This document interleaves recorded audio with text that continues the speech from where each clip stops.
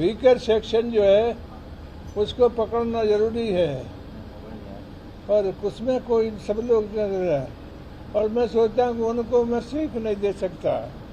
इतना ही सुझाव मैंने दिया कि जो कमज़ोर तबके के लोग हैं जो कांग्रेस के पास थे, वो फिर से उन्हीं में काम करके लाया जा सकता है, और मैं कहूँगा कि वो काम जो है वो दिल से राहुल जी कर सकते हैं। इन वर्गों के लिए दिल से, अब जैसे मान लो मेरे लिए इतनी ममता इनको है कि कोई नेता देश में नहीं है जिसको इतना मोहब्बत मेरे प्रति न हो।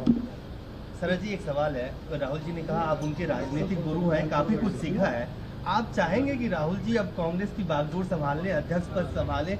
आप उनके गुरु भी हैं तो टिप तो दे ही रहे होंगे, और अब वक्त आ गया कि राहुल जी को फ्रंट से आगे लीड करना चाहिए कांग्रेस पार्टी का। क्यों नहीं? यानी कांग्रेस पार्टी जो है वो उसको यदि कहीं सबसे ज्यादा 24 घंटे चलाता है तो वो राहुल जी चलाते हैं, और मैं सोचता हूँ कि उनको अध्यक्ष बनना चाहिए, अध्यक्ष बनाना चाहिए कांग्रेस पार्टी को, तभी बड़ा काम होगा।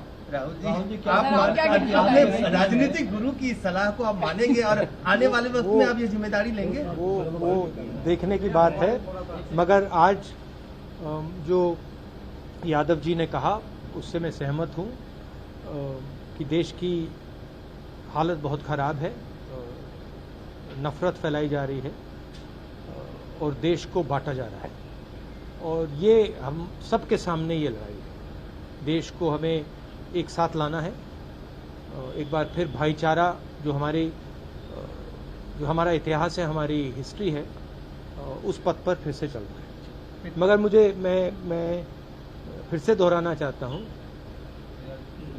कि शरद यादव जी बीमार हुए, काफी लंबे समय से बीमार थे, और मैं बहुत खुश हूं कि फाइटिंग फिट है, और देखिए मुस्कुरा रहे हैं, तो ये मुझे बहुत अच्छा लगा। और फिर से इन्होंने मुझे राजनीति के बारे में बहुत सिखाया। एक 2 घंटे मेरी एक बार इनके साथ मैं गाड़ी में बैठा, हमारा शायद आंध्रा में प्रोग्राम था, तो उसके बाद मैं 3 घंटे गाड़ी में शरद यादव जी के साथ था, और शरद यादव जी ने जो मुझे 3 घंटे में बताया हिंदुस्तान की राजनीति के बारे में, वो मैं कभी भूल ही नहीं सकता। तो इस प्रकार से थोड़ा सा कर्ज है। क्या आपको लगता है कि आज के समय में सारे पुराने समाजवादी नेताओं को एक साथ आने की जरूरत है? महंगाई भी बहुत बढ़ गई, 400 रुपए के ऊपर नींबू का रेट है, वेजिटेबल सारी 100 रुपए के ऊपर। आपने ट्वीट भी किया है। लोग सोचते हैं कि इकोनॉमी जो होती है, महंगाई जो होती है, वो समाज की कंडीशन से अलग होती है। जिस देश में हार्मनी नहीं होती है, शांति नहीं होती है, उस देश में महंगाई बढ़ेगी, उस देश में नफरत बढ़ेगी, इकोनॉमी चल ही नहीं सकती है, रोजगार मिल ही नहीं सकता है। अगर देश को मजबूत बनाना है तो सबसे जरूरी चीज शांति, हार्मनी ये है। और बीजेपी के लोग सोचते हैं कि नफरत फैलाकर, लोगों को डराकर, लोगों को मारकर हिंदुस्तान की इकोनॉमी को स्ट्रेंथन किया जा सकता है। गलत फहमी में है।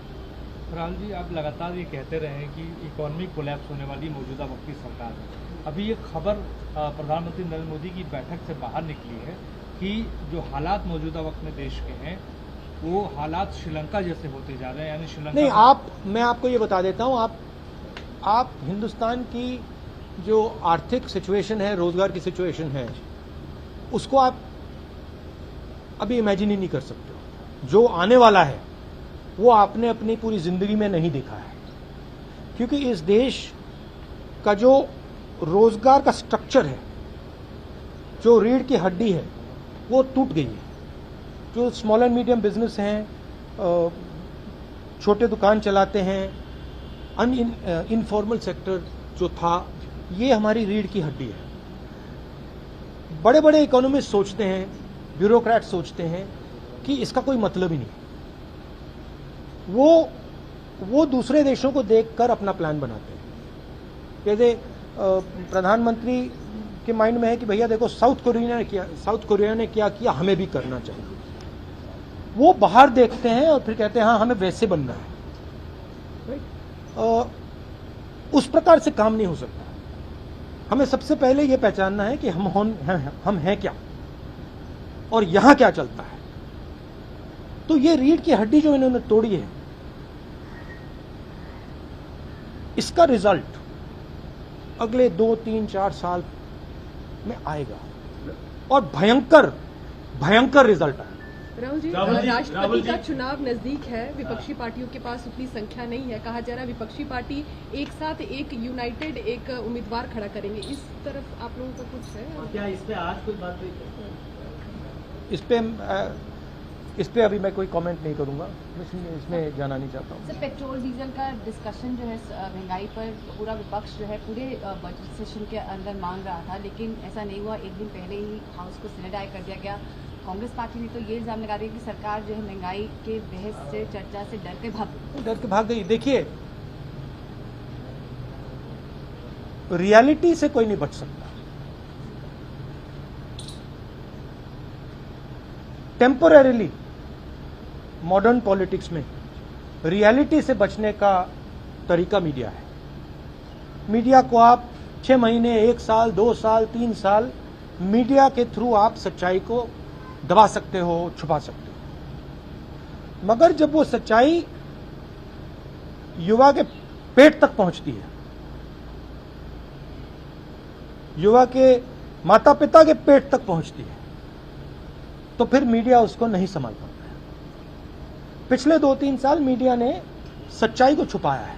हमारे इंस्टीट्यूशंस ने, मीडिया ने, बीजेपी के नेताओं ने, आरएसएस ने सच्चाई को छुपा के रखा है। अब आस्ते आस्ते सच्चाई बाहर निकलेगी। वही हुआ है श्रीलंका में। श्रीलंका में सच्चाई बाहर आ गई, हिंदुस्तान में सच्चाई बाहर आएगी। फर्क क्या है? हिंदुस्तान को बांटा भी गया है। हिंदुस्तान में अलग अलग ग्रुप्स बना दिया। पहले ये एक देश हुआ करता था, अब अलग अलग देश के अंदर अलग अलग देश बना दिया है। एक इन लोगों का देश, दूसरा इन लोगों का देश, तीसरा इन लोगों का देश, और इन सबको एक दूसरे से लड़ाया जाता है। तो जब ये दर्द आएगा तो हिंसा आएगी। अभी मत मानो मेरी बात, अभी मत मानो, 2-3 साल रुक जाओ, फिर देख लेंगे। सत्ता पक्ष ये कह रहा है कि ये जो इलेक्टोरल मैंडेट है वो एक तरह से उनको इस बात का मैंडेट देता है जो पॉलिसी सरकार लेके आ रही है, या petrol diesel, LPG. Electoral mandate क्यों नहीं विपक्ष के साथ है? क्या आप लोग देश की जनता को कन्विंस करने में because there is 100% total domination of the instruments of communication of this country. Media is 100% controlled. CBI, ED, these institutions suppress the conversation. Other institutions block the conversation. Loudspeaker सरकार के हाथ में है। पहले क्या होता था? लाउडस्पीकर सरकार के हाथ में होता था, ऑपोजिशन के हाथ में होता था। कभी समाजवादी के पास चला जाता था, कभी कांग्रेस के पास चला जाता था, कभी बीजेपी के पास, बीएसपी के पास। अब क्या है? अब लाउडस्पीकर किसी पार्टी के पास नहीं है, अब लाउडस्पीकर आरएसएस और बीजेपी के हाथ में। राहुल जी, नहीं तो मेरा तो जवाब क्या है?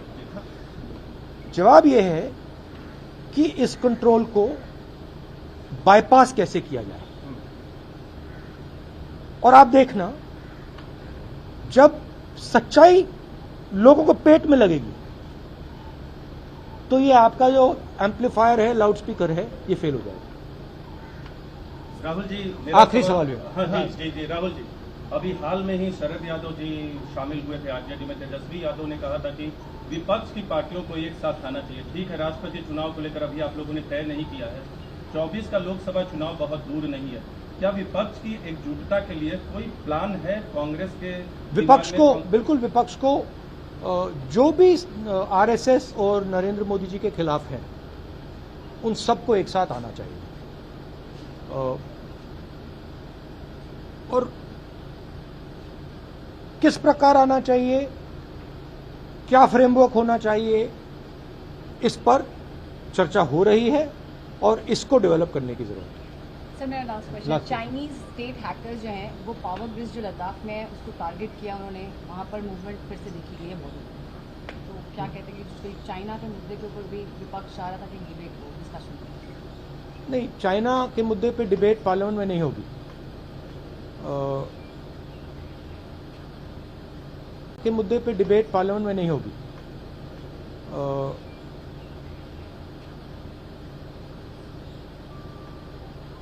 यूक्रेन में, यूक्रेन का प्रिंसिपल क्या है? आपने सोचा यूक्रेन का प्रिंसिपल क्या है? यूक्रेन का प्रिंसिपल यह है कि रूस कहता है कि हम यूक्रेन की टेरिटोरियलिटी को नहीं मानते। हम जो डॉनबास रीजन है, लुगांस रीजन है, उसको हम यूक्रेन नहीं मानते। उस बेसिस पे रूस ने यूक्रेन पर आक्रमण किया। आक्रमण का लक्ष्य क्या है? यूक्रेन और नेटो, यूक्रेन और यूनाइटेड स्टेट्स का जो अलायंस है उसको तोड़ने का लक्ष्य। लॉजिक सही है। यही प्रिंसिपल चाइना हिंदुस्तान में अप्लाई कर रहा है। जैसे उधर उन्होंने कहा है लुगांस्क और डोनेस्क आपका नहीं है, चाइना कह रहा है लद्दाख और अरुणाचल आपका नहीं है, और उन्होंने अपनी ट्रूप्स वहां पे बैठा रखी हैं। सरकार इसको इग्नोर कर रहा है, मगर मॉडल उधर है। वो मॉडल यहां भी अप्लाई किया जा सकता है, मगर सरकार रियलिटी को एक्सेप्ट नहीं कर रही। और मैं सरकार से कह रहा हूं रियलिटी को एक्सेप्ट करो, क्योंकि अगर आपने रियलिटी को एक्सेप्ट नहीं किया और आपने प्रिपरेशन नहीं की, तो जब मामला खराब होगा आप रिएक्ट नहीं कर पाओगे।